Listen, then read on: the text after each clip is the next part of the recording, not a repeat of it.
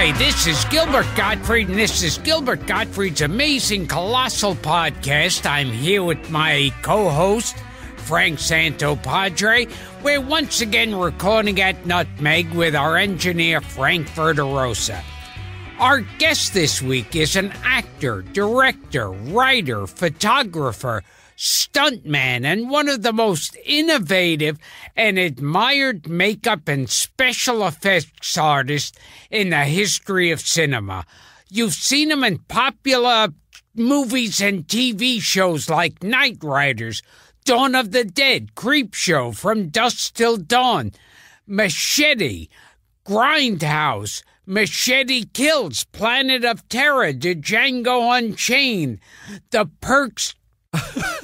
I knew I'd fuck that up. The Perks of Being a Wallflower, Aqua Teen Hunger Force, and The Simpsons, among others. As a director, he's helmed episodes of Tales of the Dark Side, as well as an installment of George Romero's Dead Time Stories, and the 1990 remake of Night of the Living Dead. His award-winning makeup and special effects work have made him a living legend among fans of horror and suspense films, with credits that include Dead of Night, Martin, Friday the 13th, Maniac, Creepshow, The Burning, Monkey Shines, Day of the Dead, Alone in the Dark, The Texas Chainsaw Massacre 2, and many more. In his long and successful career, he's worked with George Romero, Ed Harris, Quentin Tarantino, Stephen King, Robert Rodriguez, and George Clooney, just to name a few. He's also the author of the book Grand Illusions, a learn-by-example guide to the art and technique of special makeup effects. And if that's not enough, he's also the teacher and mentor who oversees Tom Savini's special makeup effects program at the Douglas Education Center. Please welcome to the show a master of horror who says his favorite movies are actually love stories. What a fucking pussy. The king of splatter, the godfather of gore, Tom Savini. There's nothing left to say. You make me sound so important. I like whoever you're talking about. I think I like them. The long, drawn-out intros have become part of the mystique of the show, Tom. The fans demand them. I gotcha. Well, I'm honored to be one of them. It would be like being insulted by Don Rickles. It's an honor to have that. Quite a compliment. So just a few months back, I did a show in Pittsburgh, and I was there for like a few days, bored out of my fucking mind. and then Bobby Slayton tells me that you live in Pittsburgh and you've got this house full of monsters and special effects. There's one right here. Oh, look at that. Oh, wow. Wow, we've got Tom on camera. This is Fluffy from Creepshow. Sure. It's the bust of him that, I kind of sculpted him and all the Universal monsters. They're down in the basement. Hopefully I can take you down there and this thing won't die, Well, he was inconsolable, Tom, when he didn't get to see the workshop. But hopefully you'll come back. Yeah, no, I bombed the last time. He's got cool shit in there. He's got a Christopher Lee's mummy, and he's got the creature from the Black Lagoon, and I think you both have Vincent Price life masks. Oh, yeah. Oh. Well, here's is there a way to... You can't turn this around. Now, yeah. no one we can see it, but our audience can't. Yeah, that's great. There's the Vincent Price life mask on the wall. That's very nice. Well, that's him young, and this is him old. Can you see it okay? I can't tell if you can see it. Oh, I can't really make out I think, yeah. Okay. Oh, I see, yeah. Oh, there you go. Oh, that's the one I have. Yeah, and then there's James Cagney up there. Oh, look at that. That's cool. James Cagney and David Bowie from The Hunger. Wow, look at that. Wow. Our listeners are going, it's a goddamn audio podcast. I can't see any of this. Take out. Basil Rathbone, Boris Karloff, Clark Gable. Look at that. Gil, that puts yours to shame. Oh, mine, I just have 4. And Bela Lugosi. Well, in the kitchen over here, I just got these. This is Jack Palance. Oh, the Jekyll and Hyde? Yeah, Jack Palance there. Wow, look at this. And Humphrey Bogart. Oh, my God. Gil, it's like you're there. Wow. Yeah, but then Charles Bronson is in the back. I'm a big fan of Charles Bronson. Oh, I am too. Yeah. Yeah. Charles Bronson, Lee Marvin. When men were men. Steve McQueen, Lee Marvin, you know. Well, after we're finished recording and we don't have any other audio issues, you can take us up there.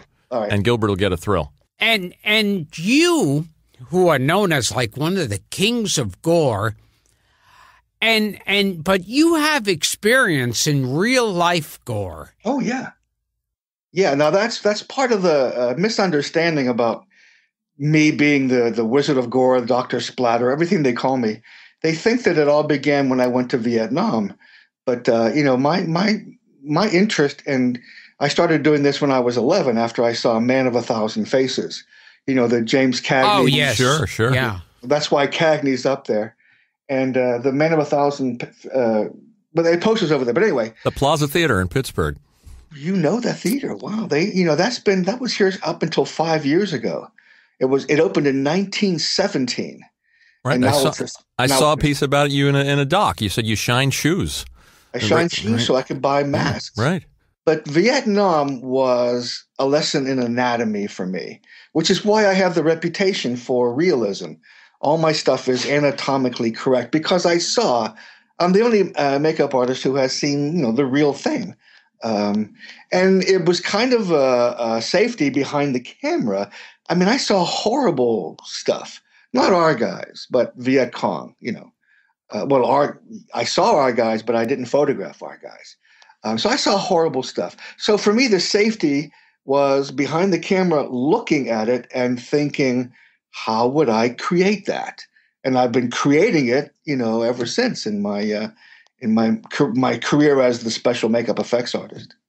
Yeah, I've heard you say you hate the way people die in films, in war films, because it's so very good. Yeah, because realistic. Because no, it's not realistic because they all want to look pretty for the camera. Here's a guy coughing and his friend is giving him his last cigarette, and when he dies, he's like, yeah, the mouth to look pleasant. Mouth and eyes closed. Right, yeah. Right. Everybody, every cadaver I've ever seen, you lose all your muscles, all your muscle control. And these are muscles that hold your jaw closed. All the jaws are slack, on the cadaver, unless it's a position that just gravity is pulling the mouth closed, But that's what I hate when the best portrayal of dead bodies is Danny Trejo, Peter Coyote, and Random Hearts, because they didn't care about looking pretty. They were doing stuff like that. I'll tell our listeners, Tom is doing they were being cadavers. Acting it out for us. To me, an actor is not doing a great job portraying his own death if he's not got his jaw slack, Only because your point of view is based on your experiences, and my experiences were seeing many, many, many, many corpses and cadavers, and the jaw is usually slack. And that's the long answer to your short question. So the mouths are always open when you've seen dead bodies. Yeah. I want to ask you too. Go ahead. Zombies should walk around with their mouths open because if they're walking, they have control of some muscles, I just want to ask you about your childhood too, Tom. As long as we're talking about the Plaza Theater, and I read that you would go in at 9 o'clock in the morning and stay there all day, and in those days, and aren't you old enough to have that experience? Sure. Oh, sure. You go in at 9 o'clock in the morning and see 17 cartoons. Right. And then a serial or two, Flash Gordon or, The Ape and the Gorilla or The Ape and the Robot. And, Tarzan, and then 2 feature films. Right. You came out at 5 or 6 o'clock at night, and you couldn't see because you've been in the dark theater all day, coming out. But that was the best. That was the best time. And you're surrounded by screaming kids, laughing kids. When do you experience that today? I actually hate going to movie theaters today because of the anxiety of how many people am I going to have to tell to shut up? Yeah, and everybody's messing with their phone. Turn that phone off in my face. Yeah. The respect is gone. These were palaces. These were temples of joy, temples of pleasure when I was a kid, Mm-hmm. Do you have a theater, Gil, a local theater where you would just go and sit there all day? The theater I remember growing up was the Cameo Theater on Eastern Parkway, which turned into like a church or something. You'd go early in the morning and just sit there all day and they wouldn't throw you out? Yeah, I remember I remember sneaking in when they were playing Midnight Cowboy because they weren't allowed. It was right, rated X. And I wanted to talk to you, Tom, about Man of 1,000 Faces. Well, can I tell you first about Midnight Cowboy? Oh, sure. Yeah, sure. Yes. When I came back from Vietnam, I was an emotionless zombie. A lot of guys were when they came back. Marriages failed. They call it PTS, the PTS syndrome now. Okay. I probably had that. But because you have to turn off your emotions to survive mentally in this sort of situation, I was kind of lucky because, as I've said, I would look at it and think, how would I create that? But still, when I came back, the emotions are turned off from my sanity. What brought my emotions back to me, it took 2 years, okay? What brought my emotions back is when Dustin Hoffman died in Midnight Cowboy. I went berserk. I was in the theater and cried hysterically. My wife and a friend were there. The whole theater was empty, and I'm still in there sobbing, crying. I think all the pent-up emotion of holding back in Vietnam and then 2 years after that. When he died, it was too much. So a movie like Midnight Cowboy brought me back. From that day on, sunsets were beautiful. My marriage failed. I was too late for that. I saw the movie with my ex-wife at the time. But that movie was very important to me because that's when my emotions came back. That's when I became me again. Don't forget, I'm a little Italian kid loafing on the corner here, shining shoes to buy, mask and put makeup on my friends. And suddenly it's like Deer Hunter. You're plunged in this situation where it's just a horrible situation. But I'm happy to talk about Man of 1,000 Faces. So, but Dustin Hoffman dying on screen. Ratso Rizzo. Midnight Cowboy. Did me in. That did more than years of therapy or anything like that. I mean, even when I finally got my shit together and was able to stand up and leave the theater, back then, theater marquees, there were poles holding the marquee outside your look. It happened again. I grabbed a pole and again just wept hysterically. All of it came back, and I felt like the sun came up within me. If I could give it a metaphor, So the power of movies. A movie brought it back. I tell people that story a lot. Wow. Yeah. It was a coincidence that was a movie you would bring up. Yes. Yeah. It was a movie that began my career and a movie that brought me back to life to continue my career when I was, back in the States. So let's get back to Man of 1,000 Faces, James Cagney and Mr. Magoo as his agent. Right. Bacchus. It was like, I remember I saw that movie a few thousand times because they used to show it a lot. Yeah. And the funny thing is, very big fan of the movie, but it's also one of those movies that whenever Hollywood has a based on a true story, they're quite liberal with the truth. Very liberal in his case, yeah. He wasn't on his deathbed and wrote Junior at the end of his name, Yeah. In fact, Creighton Tall Cheney went through hell to have a movie career, and he didn't have one until he changed his name to Lon. Yeah, there were a bunch of movies, primitive movies, where you see Creighton Cheney. Right. Yeah.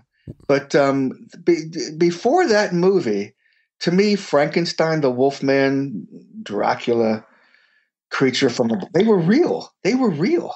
I wish I could see a movie again through the eyes of an 8-year-old child who believes everything is real. The Man of a Thousand Faces showed me that somebody creates the movies. Somebody creates the monsters. And it was like another awakening. It was like, oh, Jesus, yes, of course. So I decided then I'm going to be one of the guys that, creates the monsters. But for a long time, I thought James Cagney was Lon Chaney Right. until Famous Monsters magazine, and I could see the real Chaney, and I have a son named Lon. Yeah, He's named after Lon Chaney. He has a daughter named Chaney Savini. Can you imagine when she grows up, her father is Lon, I'm Tom Savini, the makeup guy. It's going to be quite a conversation. And his wife's name is Boris. Well, actually, he had twins, and one is Chaney, and one is the girl is Chaney, and the boy is Price. Oh, wow! Who I forget now who did the makeup for Man of a Thousand Faces? That's a good question. I mean, I think it was one of the Westmore. Bud Westmore. It was either the Westmores or William Tuttle. I think could have. Yeah, I forget, but I remember being very disappointed in the makeups there, and yeah, and also like Cagney had that big round face, as opposed to Chaney's like thin long face. Right. Yeah, the makeup, especially the Phantom. Oh, horrible. Yeah, really horrible. It was just a rubber mask almost. It looked like the nose was like about a foot long. Well, it was a pig nose. Yeah. It was up like that, Chaney went through, he suffered. There's a fabric called silk organza. Back then they called it, one of the names for it was fish skin. And that's where the incorrect mythology of Chaney using fish hooks. It was fish skin. Yeah. He glued to the tip of his nose and then pulled it up and glued it to the bridge so his nose would stay up like this, okay? And he had a dome on the top of his head to make his head longer. He was basically doing a stage makeup of a skull. The teeth, the sunken eyes. Mm-hmm. That was it's an excellent stage makeup. In fact, I did 8 years of repertory stage. I was in a play every night. I would do everybody's makeup and then play a part. I was King Arthur in Camelot. I was in Fiddler on the Roof. So I would do everybody's makeup. And but I would do it. I mean, when you're on stage, the distance you are from the audience and the lights, you can get away with a lot, okay? But I made myself and them up for the mirror. And that was great training for doing makeup on people for movies when their faces are 40 feet high and 60 feet wide. It has to be, quite realistic. Yeah. I've been doing some research about Lon Chaney. We had Ron Chaney on the show. Very nice man. Very nice man. And I know. Told us things we didn't know, like that story about Creighton being born and being shoved under the ice. You remember that, Gilbert? Oh, yeah. Yeah. Yeah, it was allegedly. Allegedly. Yeah, because with Lon Chaney Jr., I think he could tell some stories. He was born dead, and his father ran out to, like, this frozen river and dunked him in it. Yeah, or punched a hole in the ice and put him in it. Yeah. Yeah. According to Ron Chaney, yeah. And that brought him to life. That's it. I don't think I've heard that story. Have you ever met Lon Chaney Jr.? No. But I have a Ron Chaney story. Okay. Real brief. Where I do horror conventions all the time, and so did he for a while. And a bunch of us were in the bar, and Ron Chaney walked by, in the hallway, and one of my friends yelled, "Hey, Ron, can I buy you a drink?" And like that, he said, "I never drink wine." Love it. Nice man. So I'm trying to get the chronology of this, Tom. You started doing the stuff at 11, and you worked with a traveling group, a traveling theater group, a magic group? Yeah, there was an ad in the paper, live on stage, Frankenstein, the Wolfman, Dracula. So I went, and, Frankenstein was just a guy in a mask. Wolfman was a guy in a mask. Dracula was a kid that they picked out of the audience. He just stood there. They put a cape on him. He just stood there. Well, that really pissed me off, you know. How old are you around this time now? 12, 13, Right. 14 maybe. Yeah. So probably 14. So I went back to the theater and made sure they picked me. You know, I sat on the aisle and they picked me. I had my own cape. I had fangs. I was doing makeup. I was ready. Okay. So, and this is when I learned about misdirection, because I'm backstage with my cape and I can see the crowd is watching the Frankenstein and the Wolfman on the stage. So I creeped out and got real low in front of them. And it was when it was Dracula's turn to appear, I jumped up and spread the cape, and they screamed and physically moved backwards out of fear. And the people running the show saw that. So they no longer picked the kid from the audience. I became part of the troupe and went with them from movie theater to movie theater. I was their Dracula, and they paid me in, you know, chocolate milkshakes and silver dollars. So you're hooked on acting at this point, performing as well as you're hooked on the makeup. In grade school, the nuns we would do bake sales, and I would do skits dressed as a woman, and they were saying, but the principal, the nun, was saying, you know, I'm a kid, I'm 8, 9, you should pursue this, you know, in life. And so take us through the chronology. I mean, when did Dick Smith come into your life? You went into the Army. I went to the Army. Came out when you went to Carnegie Mellon? I taught. I got a fellowship to Carnegie Mellon to teach makeup, and I was part of the acting directing program, which means the students in the makeup course were my classmates. You know, that was kind of tough. I gave blanket grades. If they did a project, they got an A. Because these are my classmates. Sure. So, but George Romero was gearing up to do Martin. So I went down to audition for The Vampire. It was already cast. But he had remembered me because he came to my high school when I was a sophomore and looking for a guy. There were 1,500. It's an all-boy high school. There were 1,500 of us. He picked me. We had auditions. He picked me. The movie never got made. So when I went down for Martin, he recognized me. And I had my portfolio, with me. And I showed it to him, and that's how I got to do the makeup effects on it. And I played a part and did the stunts. And that's what I tell my students. I have a school here. We just celebrated our 16-year anniversary, a school for special makeup effects. They come from all over the world. Every time you see Face Off on television, at least 5 of them are students from my school. Last year, one of my students won Face Off, Nora Hewitt. That's cool. Hewitt.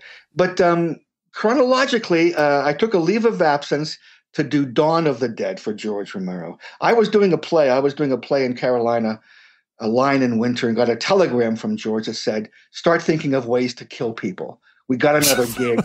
And it was Dawn of the Dead, okay? So I did Dawn of the Dead, but you asked me something in relation to the chronology. Well, I was trying to figure out if I know Dick Smith was a mentor, and I know George came into your life too, Ron. We did Dawn of the Dead. The next movie that was offered to me was Friday the 13th, the original. I created Jason for Friday the 13th. In fact, I'm also working on the Friday the 13th video game that's coming out. I devised all the kills and created a new Jason, and it's pretty brutal. Now, one thing I heard that you did that sounds idiotic. You turned down one of the Friday the 13th because it didn't make sense. It didn't make sense. I love that.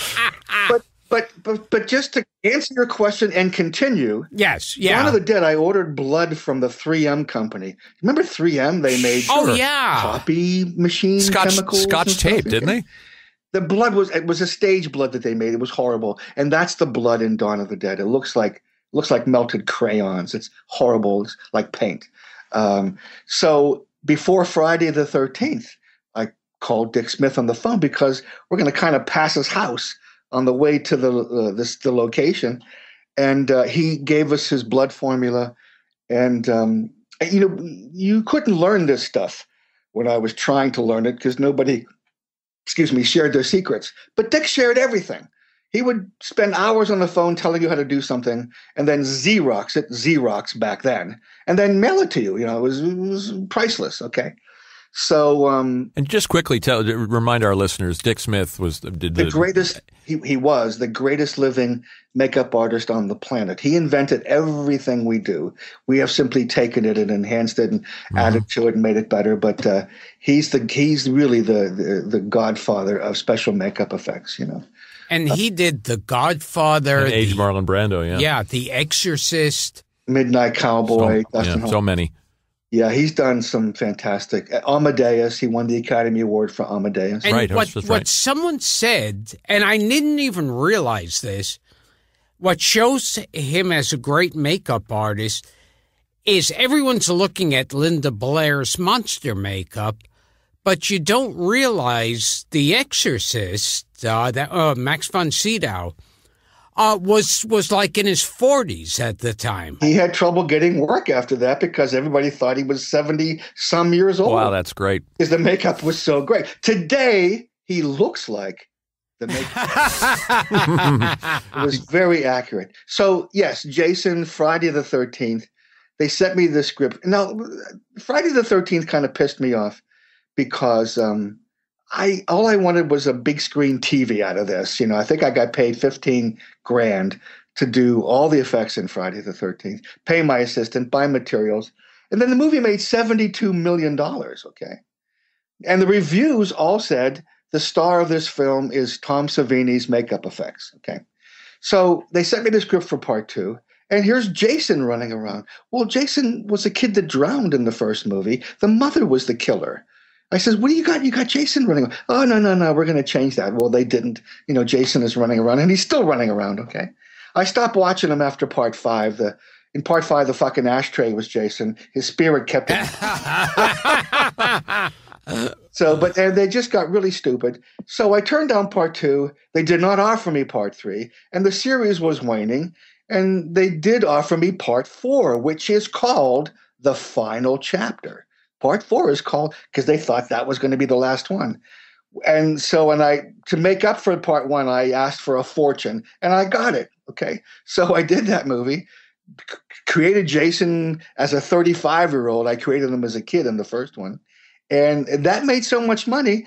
Look, there's going to be a Friday the 13th, part 13, I'm sure. And The Game is coming out, and it's a franchise, a multi-million-dollar franchise. And you have a bust of Jack Pierce, the great Universal monster maker. Yeah, I do have Jack Pierce, yeah. That man was incredible. The Frankenstein makeup took about 9.5 hours. Karloff would sleep in the makeup sometimes with his head in a position, pillows and stuff, so he wouldn't have to go through it the next day, because it was built up of cotton and collodion. Collodion is 24% ether. You can imagine smelling that all day, And in fact, they would walk him around with a bag over his head on the Universal lot because he was so scary. But that is a masterpiece of makeup, the Frankenstein makeup. And he did the Mummy. He did the Wolfman. Wolfman, of course. Sure. Jack Pierce. After Lon Chaney, he's second on my list of my idols.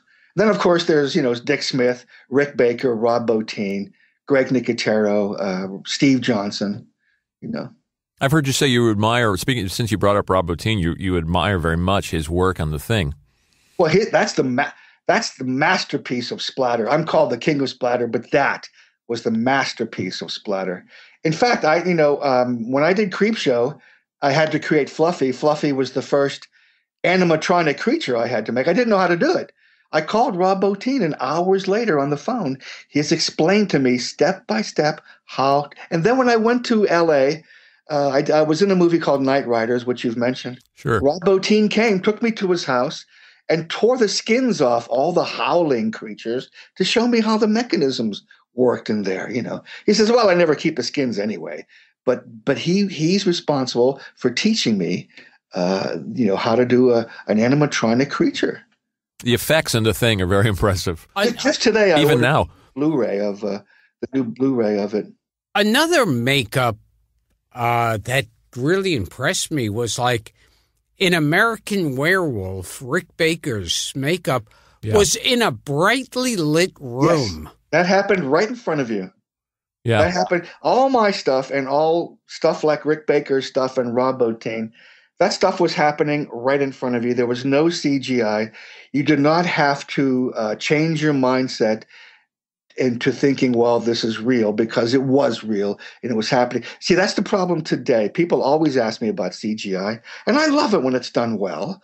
I think the best effects today are a combination of the CGI and practical effects. I wish I had CGI when I was trying to solve a problem or hide an edge back then, you know. So these are the best effects, the combination. And Walking Dead does it constantly. You know, the bicycle girl with half a body, that's just a girl in green tights, and they erase the legs, you know, later, you know. So that would be hard to do. Also, if you've seen The Walking Dead, like I think the first episode last season was the trough episode where people were being bashed in the head and their throats were cut. Well, they put the tubing on the people to shoot the blood out, but they didn't even have to bother putting appliances over it, because the visual effects guys would go in and erase the tubing. So what you saw was just blood coming out of there. And that made for quicker cleanup time, more setups to be done, more takes to shoot. Because, you know, when I tore Joe Pilato's body in half in Day of the Dead, the reset was 5 hours, you know. Right. You know, on that set, the reset was, 2 minutes. So now I always think, like, when I was a kid, I knew how they did King Kong and the Wolfman. I knew it was just basically turning the camera off and turning it back on. Uh-huh. But I remember as a kid, and to this day, I feel like I can touch those things.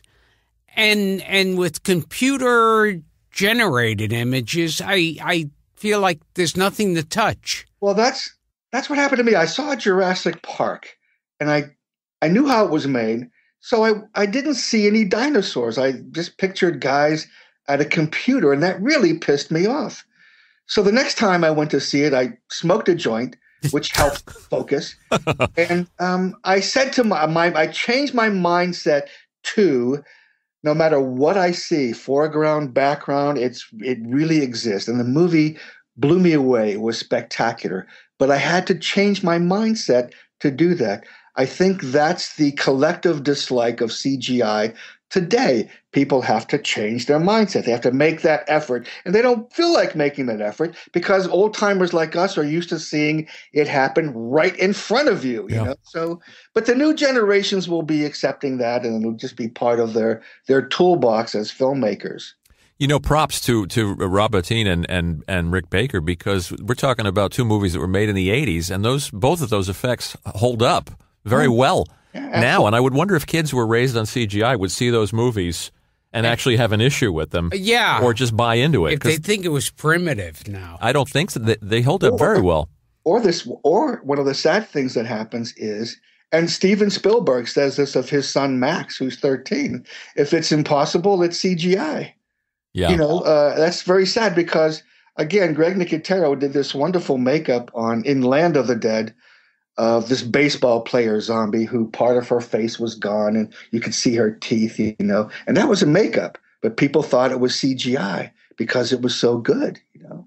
So if it's impossible, they think it's CGI. As long as we're talking about Walking Dead, Greg Nicotero was your protege. I've known him since he was 14. He assisted me on so many movies. I just saw him last weekend at his uncle's funeral, and I will see him again this weekend in L.A. at the funeral of one of the greatest makeup artists who has ever worked with us, a guy named John Vulich. He was part of my crew on many movies. He formed the special makeup effects company called Optic Nerve in L.A., and he's 55. He died Tuesday in his sleep. Oh, sorry to hear that, young man. Memorial, yeah. You told an interesting story about that during The Godfather, Coppola went up to Dick Smith, yes, and said the blood doesn't look real. Right. Dick cut his finger open, not on the spot, but at some other time. And he walked with his finger bleeding. He walked up to Coppola and said, "What about this?" "Ah, no, that's fake."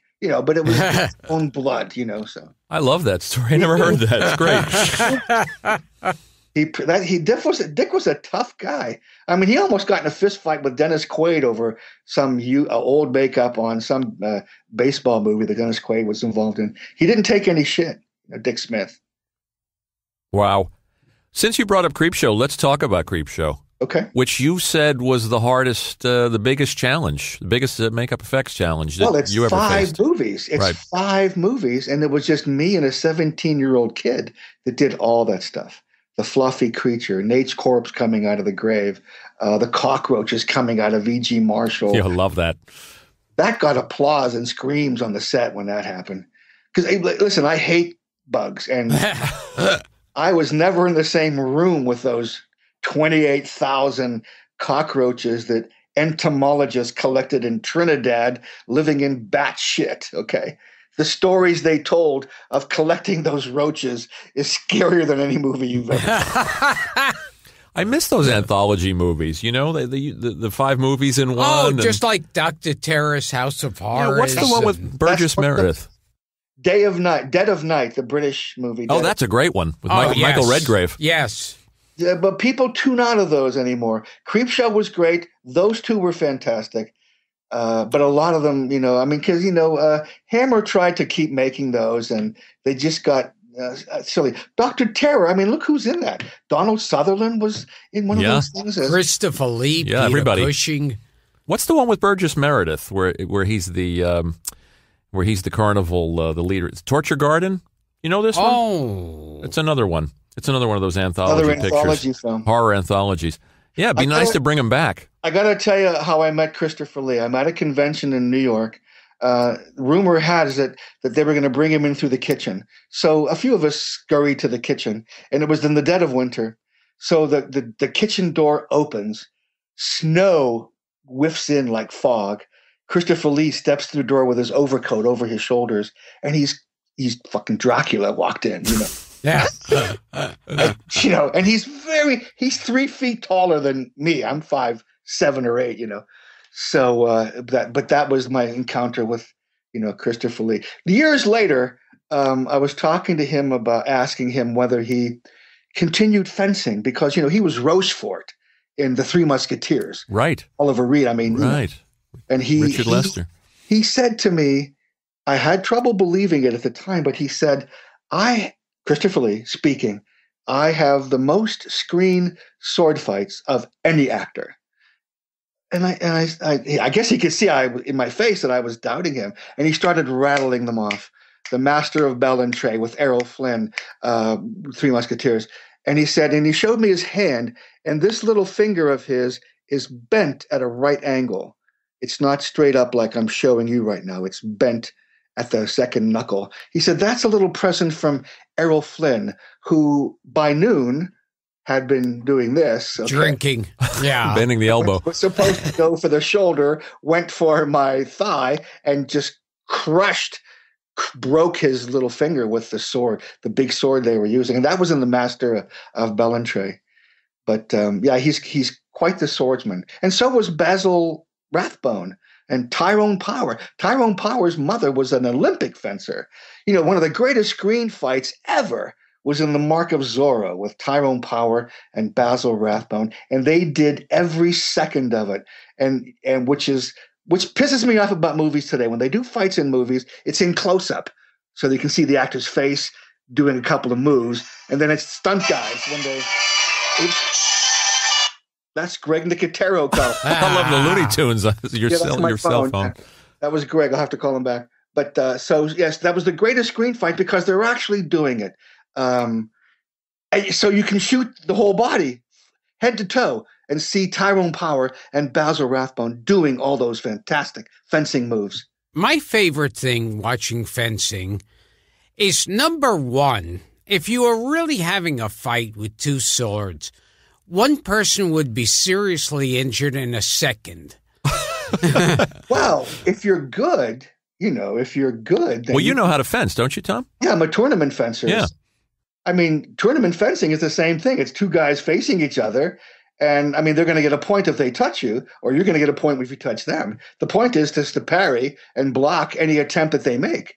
So I imagine back then, when swords were sharp and you were defending your life, you had to be good to not get hurt, you know? I'm going to throw you guys a curveball on. Wait. I got it. This is the other thing that drives me crazy. What's that? Have any two people in real life who were fencing to the death ever had one guy drop his sword and the other one, like, toss it up in the air and let him catch it to continue fencing? Well, I've done that just as a point of honor, you know. And there was honor back then, you know. But in real life, how would anyone do that? If you're defending your life and someone's trying to kill you, you may take advantage of that situation. Yeah. But I mean, the corpse move, which is when they come in close and hold the swords against each other's face to spit out some dialogue, that is totally unrealistic to me. I don't think that, you know, would ever happen. But there's so many things in movies that should piss you off. Like when it starts raining, they stand there and keep talking in the rain. We don't do this. You run away from the rain. Here's another example, okay? How many movies have you seen where like a rock comes through the window and there's a note attached to it? What do? They run to the rock to read the note. No, somebody just threw a Of course. rock through my window, you know? I like when the bad guy has a gun on you and the good guy goes, "Oh, come on.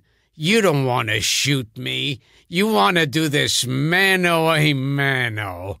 Come on." The guy puts the gun down? Yeah.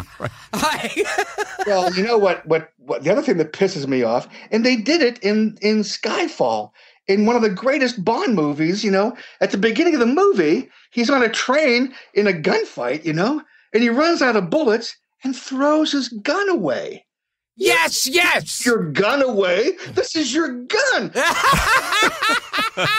You could reload it some other time, but it's your gun. You put it away, you know. How many times they do that? And I read something today that made me laugh. It's like, okay, if Superman is if bullets bounce off Superman, why does he duck when they throw the gun at him at the end? That's funny. You know, he ducks. This is the TV series, of course. Also, and since you know about injuries and stuff, in movies, the good guy who looks like he got shot and is dying, and he'll fall to the ground, and then you find out the bullet hit his shoulder, which, according to movie science, means you could take a bullet in your shoulder and it's nothing. Listen, doesn't shatter your collarbone. No, it doesn't do a thing. If you took a bullet in your shoulder, lots of pain for one thing. Can't lift your arm anymore, you know, after that. They take many, but look at the license they would take in a John Wayne movie. He punches a guy in the face, and they keep fighting, throwing punches. That one punch from John Wayne would cause severe head injury to you, right? Probably break your jaw, crush your eye socket, you know, I mean, but they keep going. But you're as an audience, you're being trained to accept this, of course, ridiculous lunacy. And another thing I love, and it's still being done, is you could take the butt of a gun or a rock or a club, whack someone over the head, they conveniently go to sleep, and then they're fine in the next scene. No, we're talking severe head injury. That was the cliche that used over and over again. Knock them out, you know. Yeah. Just knock them out, you know, with your gun. Tom, you're a movie buff, so here's a curveball in a fencing scene in a comedy, a good fencing scene in a comedy. Princess Bride. Yes, that one, but also one starring one of your favorite actors, Tony Curtis. You'll know where I'm going with this. Oh. The Great Race. Yeah, and Ross Martin. Yes. A well-directed, actual duel in a comedy. That scene is lifted from The Prisoner of Zenda. Yes, it is. You know, what's he say? What's Ross Martin say at the window? Those that live like fight and run away. Yeah. Fight another day, and he dives out and he hits the boat. That's right.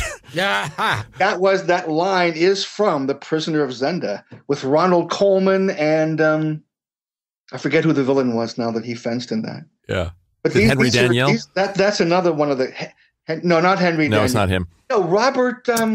He was Errol Flynn's nemesis in Don Juan. Robert Douglas. Robert Douglas is the guy. That sounds right. Yeah. But in a comedy, you don't expect to see quite a convincing sword fight. You know what? I sat with Tony Curtis. He came to Pittsburgh to promote his book. He was hilarious, this guy. He was still wearing the white toupee, Oh, yeah. I was standing outside of the theater hoping that when I got in, I would get close enough to the stage to see him. The writer of the book, the ghostwriter, walked by, recognized me, and brought me into the VIP dinner with Tony Curtis and his big Swedish bride. And he said to the guy, "Hey, is there something on my shoulder?" And then when the guy looked at his shoulder, he grabbed his balls. That's a trick that we did in high school. I immediately thought, wow, that's wonderful, okay? So I had a folder full of 8x10s, 5 or so of him, Yul Brynner, Jerry Lewis. I collected 8x10s of these guys. So he came over, sat on the couch with me, and went through. And he said, "Can I draw on one of these?" And he gave one of his pictures buck teeth and glasses. "Hey, Tom, can you fix me up?" Because somebody told him I'm a makeup artist, He got to Jerry Lewis and he said, "What an asshole." They did Boeing. That's right. Yeah. Listen, I love Jerry Lewis. I hear these stories all the time, but this is somebody that you grew up with and were in love with. He's the Jim Carrey of my day. I'm the same way. It's like I've heard every single asshole story you could hear about Jerry Lewis, but also I grew up watching him, and he's like an idol. Right, but if you saw him on a talk show or his talk show, you kind of what's going on here? What's happening? So yeah. So well, what's the point though? Tony Curtis. Yes, Tony Curtis. So I asked him. One of my great. Earlier on, you said that I'm a sucker for love stories.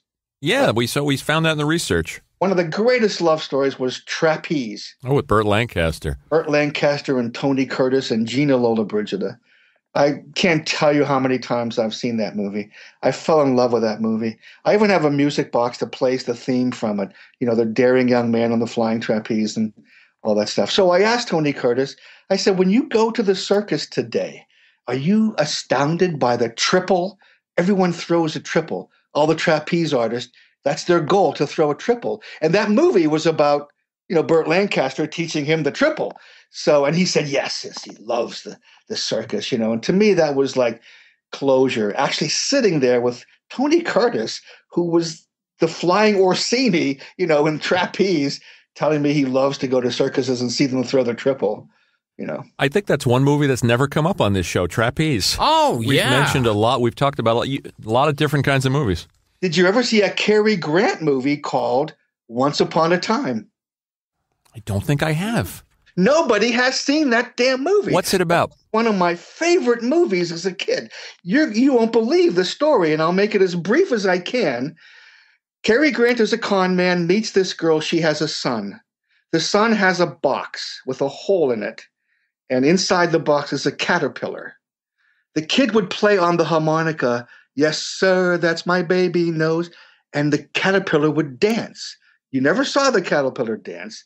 You heard them reacting to the caterpillar dancing. So Cary Grant tries to make a fortune off this damn thing, It does become super famous. They're painting, it's called Curly. The caterpillar is called Curly. They're painting the caterpillar on airplanes, like they did back then with, pinup models.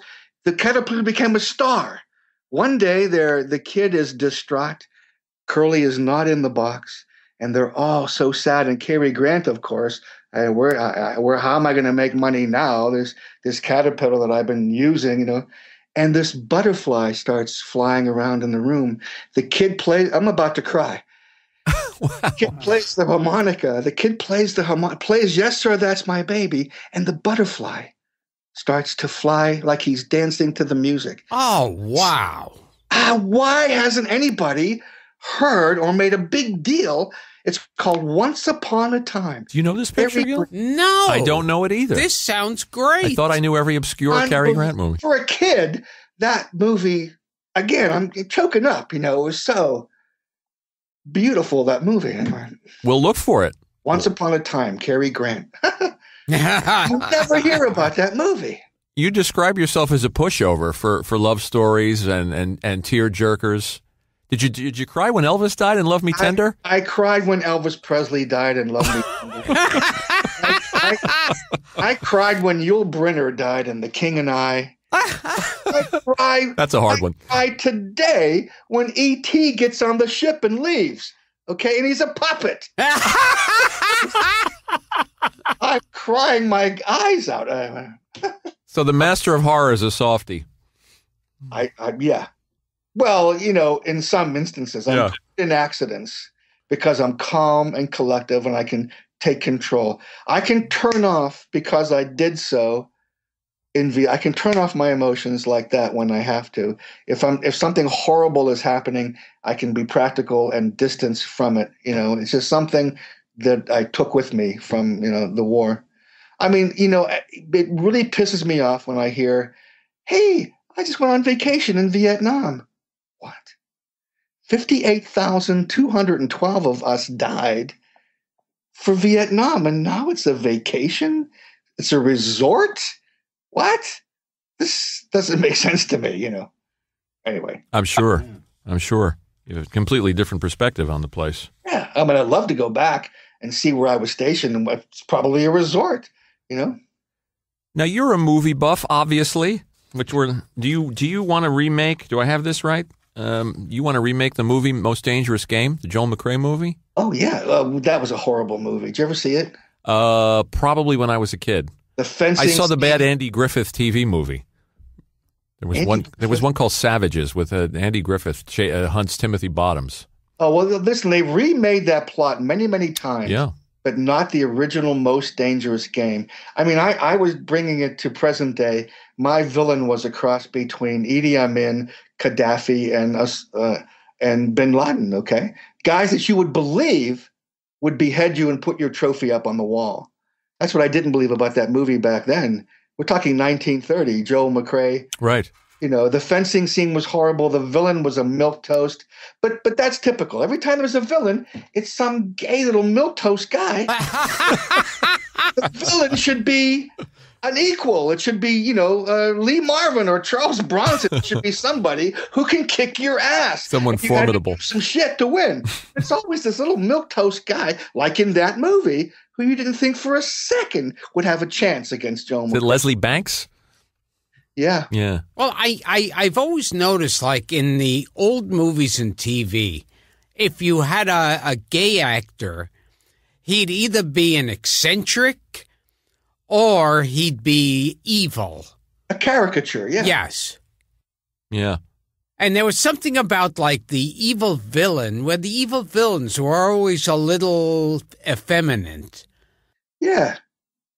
Robert Douglas, the guy we talked about, Errol Flynn's nemesis in all those fencing movies, was very effeminate, but he could handle a sword,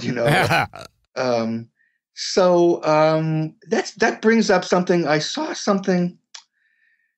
It was a commercial on how to buy a Halloween costume for your effeminate son. Have you seen this thing?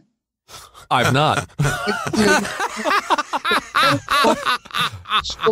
A camouflage soldier outfit with a gun, and this has got to, I'm surprised we're not hearing a lot more. This has got to be so offensive to people. How to buy a macho costume. Oh, it wasn't real. Our engineer says it was an onion piece. Well, see, I believe faked you out.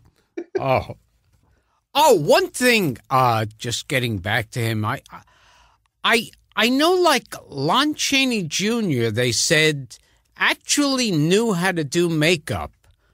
But by then, the makeup union wouldn't allow it. Huh. Well, I would believe that story simply because of, the unions and don't touch that wire. That's his job. he's part of that union, and well, part of the reason they got rid of Jack Pierce was that it took him. He was building that stuff from scratch every time, and wouldn't use the new foam latex for Frank. He was building it, so and it was just taking too long. And Jack Pierce wound up powdering Mr. Ed. Yeah, Ed's nose. And this was a genius guy. So. I love reading all these old Hollywood stories. One of the best is The Lion of Hollywood, and that's Louis B. Mayer and MGM. I've read the book about Harry Conn, Universal, RKO. I just love that stuff because to me, I think I'm born too late. I wish I was. If I were to come back in time, I would like to come back in 1925 on the Universal lot. Oh wow. Can you imagine what you would see, in the next 5 years? Hang out with Todd Browning and be on the set of the Phantom of the Opera. Yeah, Carl Freund. This gets us to our next thing that I see in movies. If I've been on bunches of movie sets, and I walk around the lot, and I've yet to see like Roman soldiers and ballerinas and spacemen. Oh. I saw that. And I saw that when I was doing Friday the 13th. Friday the 13th was at the old Zoetrope Studios, the one that Coppola began. Oh, yeah. I think it was called Hollywood Studios after that, and then Raleigh Studios or something. But on the back lot, Duncan Reagan was shooting the Errol Flynn story. I saw Roman fucking soldiers. I saw Duncan Reagan, wow, in a swashbuckling outfit. To me, that backlot back then was Hollywood folklore, a dream, the thing that you see in that I saw in movies growing up, But I know what you mean. I mean, that stuff does not happen like on Culver City or, something right. like that. There's no big spectacles going on where, you're going to see that stuff. See the Coen Brothers movie, the last one. I think you'll like it. It's about Hail old Caesar. No, yeah. I just bought it. Yeah. I saw it in the theater. Yeah. A fun look at that period. And Hollywood fixers. It's genuinely accurate. Right. Eddie Mannix. Can you tell a story that, to me, there are some injuries where I just go, oh, that's too far already. That's too much. In Vietnam, a guy got his testicles. Oh, my buddy was shot in the testicles, yeah. Well, he was, okay, here's the thing. Back then, during the war, we would drop pamphlets all over the place from airplanes that hopefully Viet Cong soldiers would pick up. And it was teaching them a word. I forget what the word is now. But if they said the word, it means they were surrendering and giving themselves up for recuperation, being brought to our side. We dropped those flyers to any Viet Cong that didn't want to be who they were, coming on our side. And, we would detain them, of course, So my buddy, Gene Buttons, was out one night and on patrol, and this Viet Cong, shot him in his testicles. So Gene was trying to shoot him back. But his M16, like so many of them, jammed, and while he's trying to shoot this guy, I guess the guy was out of ammunition or something. He started saying the word, the word that means I'm surrendering. But Gene didn't care. He was going to shoot this fucking guy. He shot him in his balls, and eventually the M16 he got it to work and shot the guy, and it's a good thing because the guy had pulled a pin of a grenade and stuck it in his armpit, okay? And he was coming at Gene with his hands up like this. So when Gene shot him and he went down, the grenade went off and just blew the guy to smithereens. All of this was gone. And I have pictures of that guy, that I took. In fact, when I was walking to the location, I almost stepped on the guy's arm. It was like 50 yards away, But the grenade went off in his armpit and, did all that damage to him. Gene wound up, going home, Purple Heart, the whole bit. But there were a lot of accidents. Our own guys, a gun going off, and I was, I'm there to see it. Now, I wasn't in the front lines. I was in a headquarters company, processing reconnaissance film when the pilots came down, and then if something horrible happened. Okay, here's a story for you. I'll try to make it as brief as possible. When you're in Vietnam, you're entitled to R&R, rest and recuperation.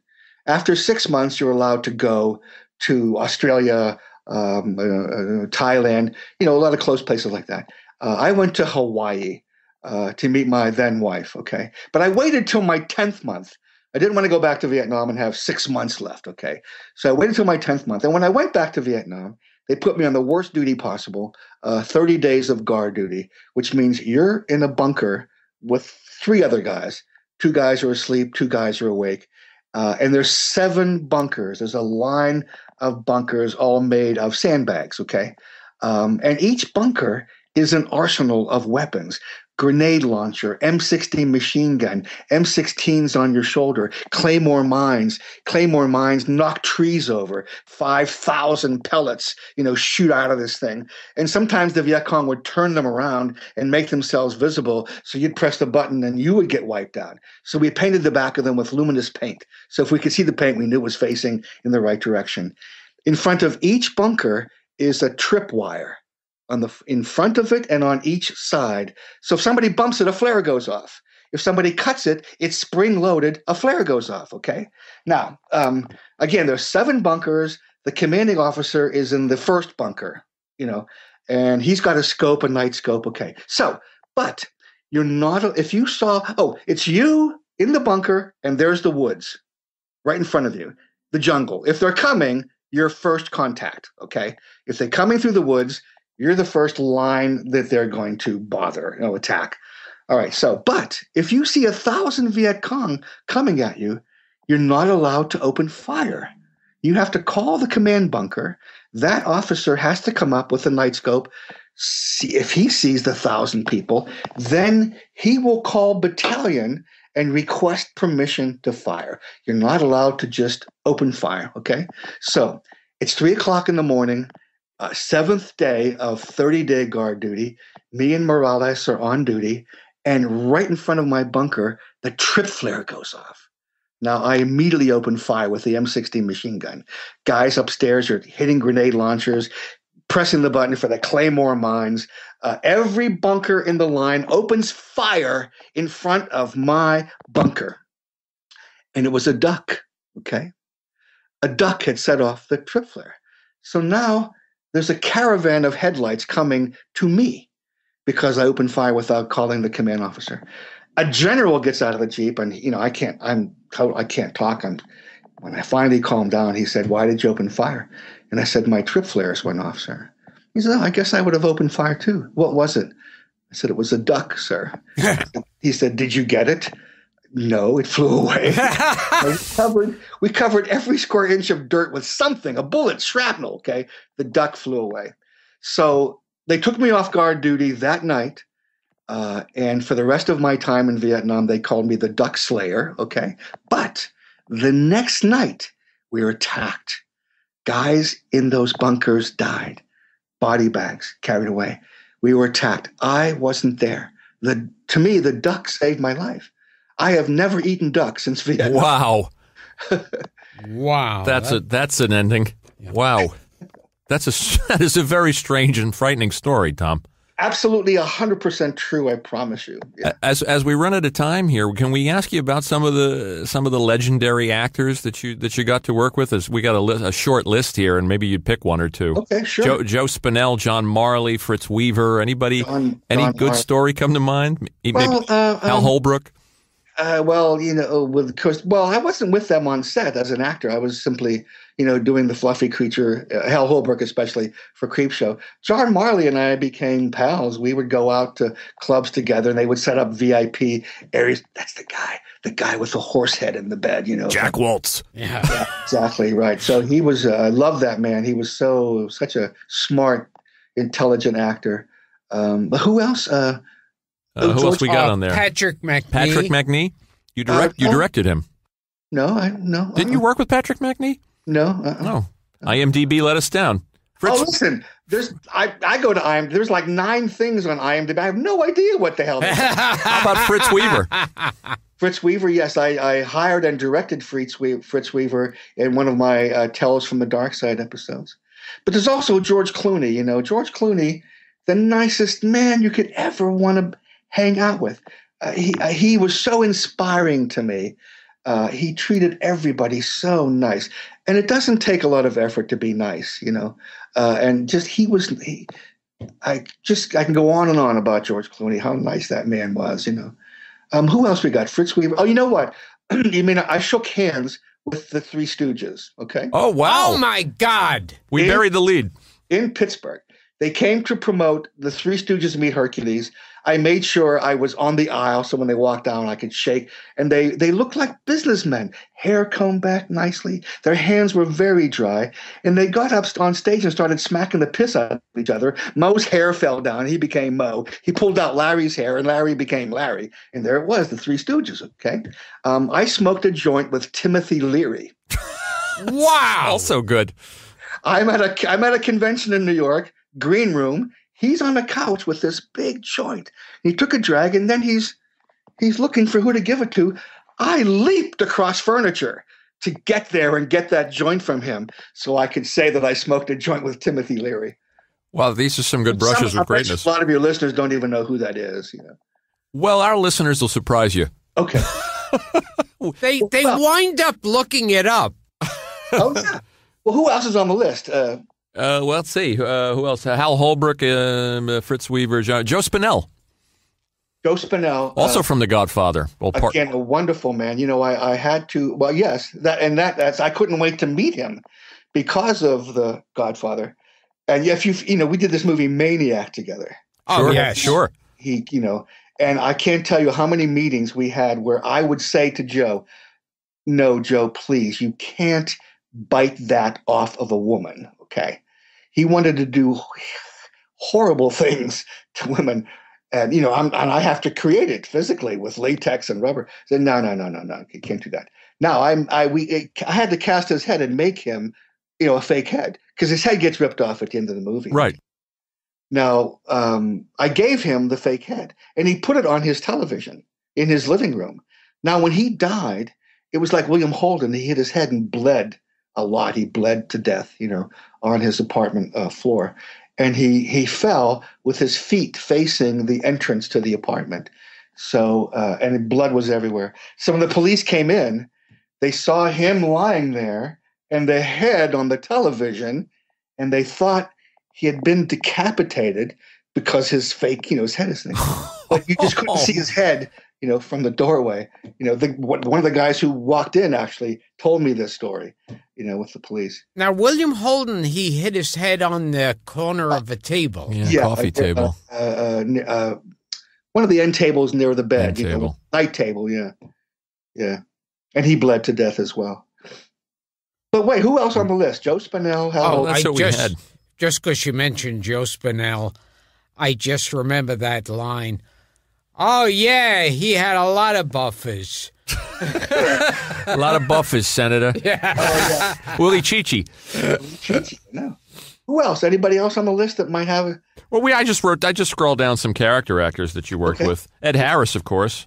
Yeah, his early on in movie. Both your careers. And what about you met Christopher Lee. Yeah. Any of the older horror actors still alive? Did you work with Carradine ever?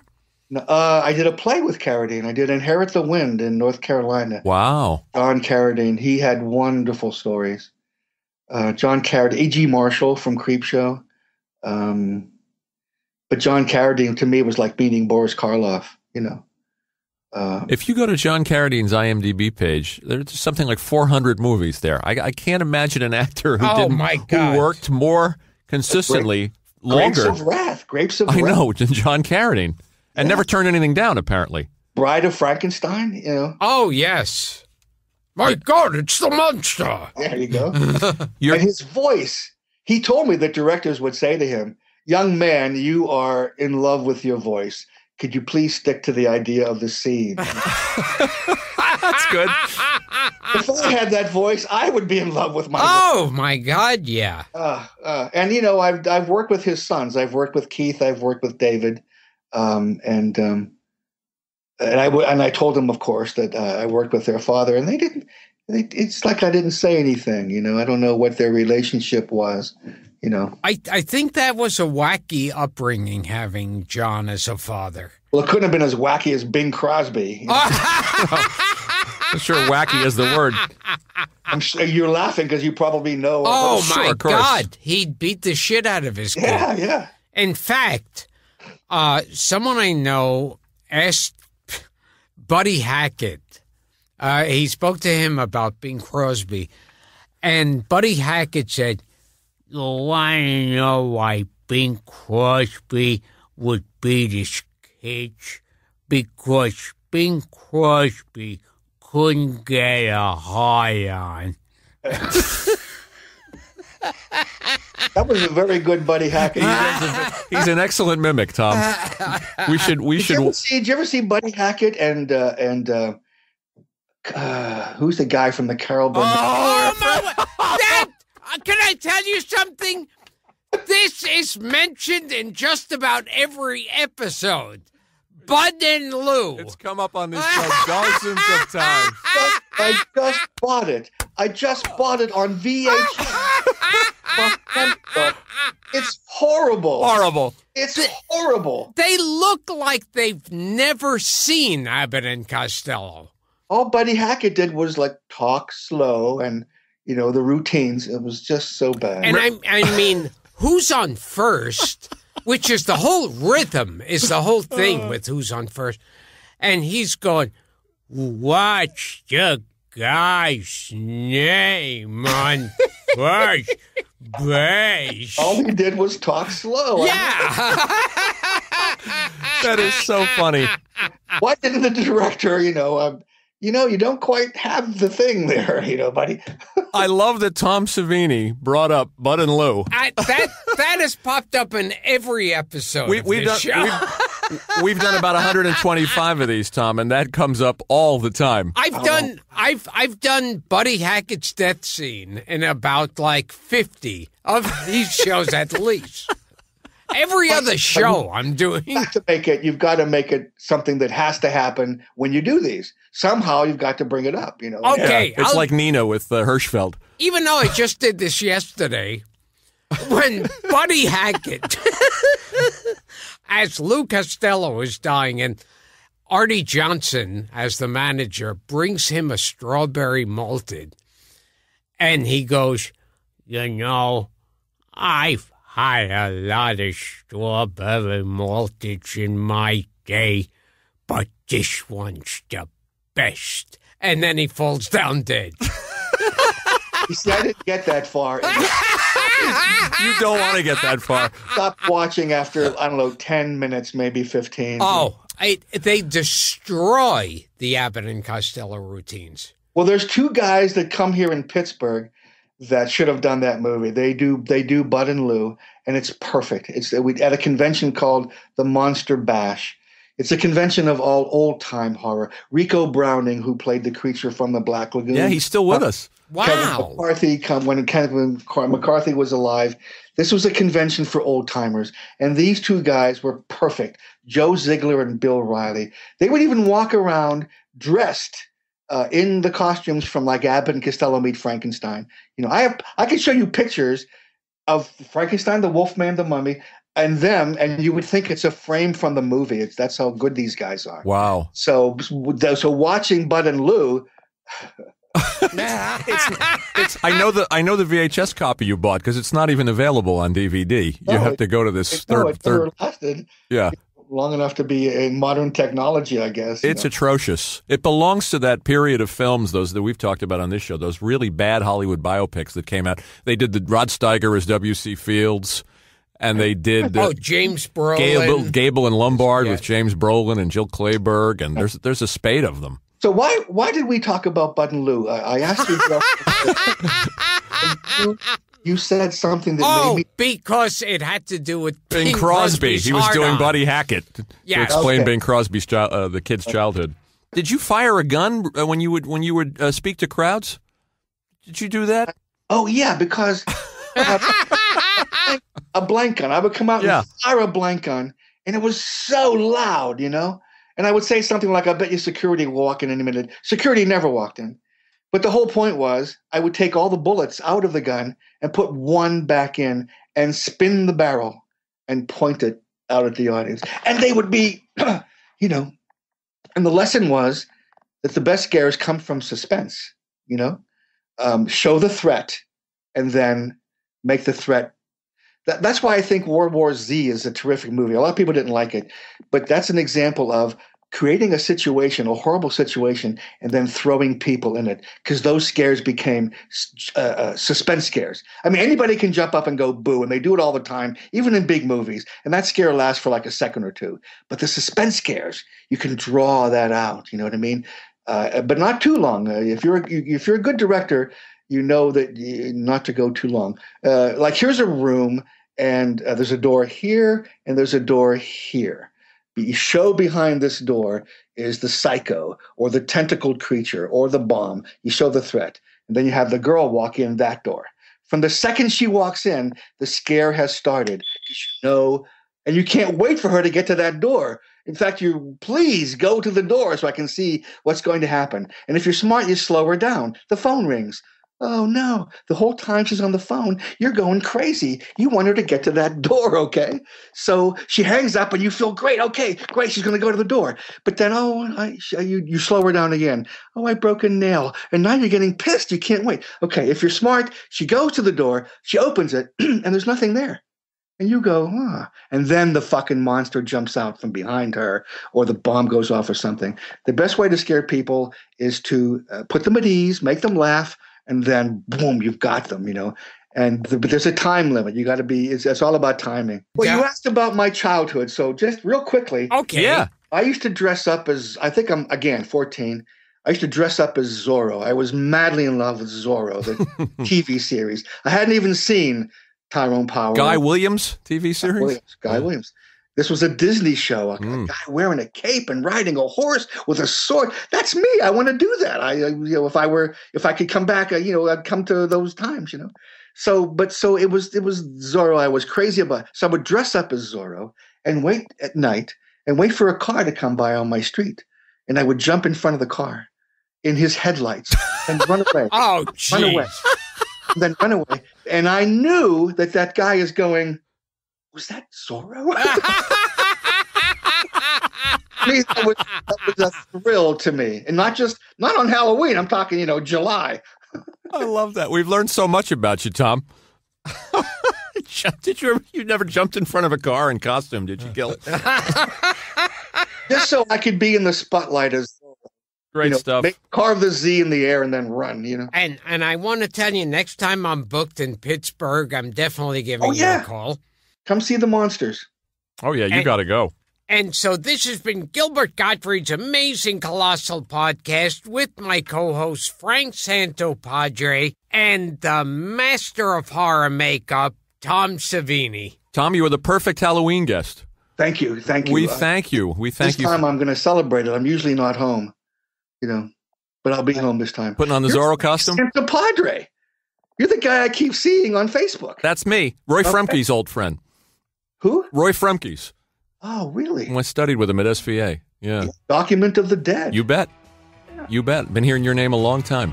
Good. Glad to hear it. Thanks for doing this for us, man. My pleasure. Thank you, Tom. Goodbye. Thank you. Bye-bye.